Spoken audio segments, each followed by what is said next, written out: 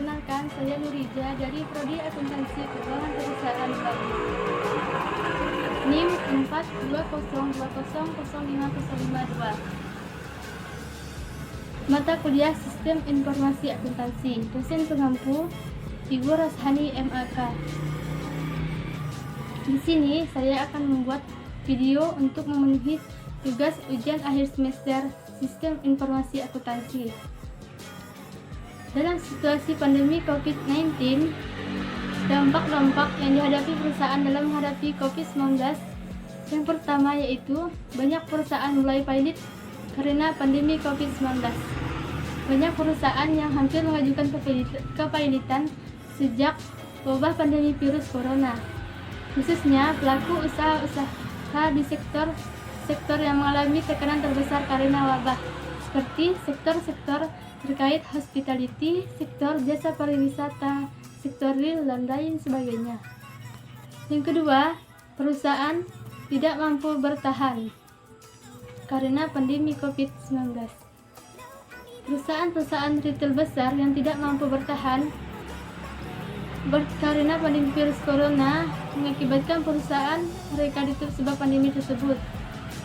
Yang ketiga, ketidakstabilan ekonomi dan resesi. Resesi adalah perlambatan atau kontraksi besar-besaran dalam kegiatan ekonomi. Yang keempat, yaitu pengangguran dan penarikan investasi. Mesin pertumbuhan ekonomi yang didorong oleh investasi dan konsumsi yang berkelanjutan tidak bisa berjalan secara normal. Investasi sangat dipengaruhi oleh ketidakpastian, sehingga perusahaan kemungkinan akan mengurangi investasi pertumbuhan yang berkontribusi dalam peningkatan pengangguran. Yang terakhir, yaitu penurunan omset penjualan dalam perusahaan. Semakin sedikitnya masyarakat yang pergi ke pusat perbelanjaan di masa pandemi membuat jumlah kedatangan ke mal-mal di seluruh Indonesia anjlok hingga 90%. Jumlah kunjungan ke pusat perbelanjaan menurun sangat drastis, yang mengakibatkan omset penjualan menurun hingga 80%. Akibatnya perusahaan tak mampu menanggung biaya operasional. Pemasaran yang digunakan untuk meminimalisir dampak perusahaan yang terjadi dalam pandemi COVID-19. Yang pertama, strategi pemasaran untuk memanfaatkan peran dan website media sosial.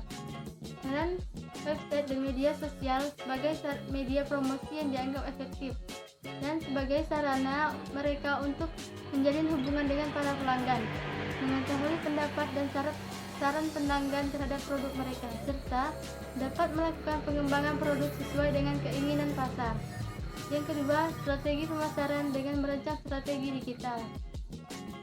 Sosial dan digital menanggapi perubahan yang terjadi di pasar dengan menerapkan 129 strategi digital yang tepat.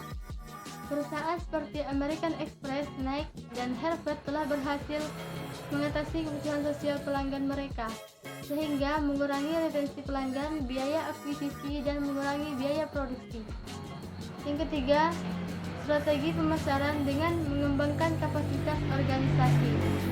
Dengan cepat mempromosikan atau memperkenalkan produk kepada publik, tidak adanya batasan pasar untuk menjangkau seluruh pelosok dunia yang terhubung dengan internet, dan ketepatan serta kecepatan layanan menjadi kebutuhan utama konsumen di era globalisasi. Yang ketiga, sistem informasi yang digunakan dalam sistem informasi akuntansi. Yang pertama yaitu sistem pengolahan data elektronik.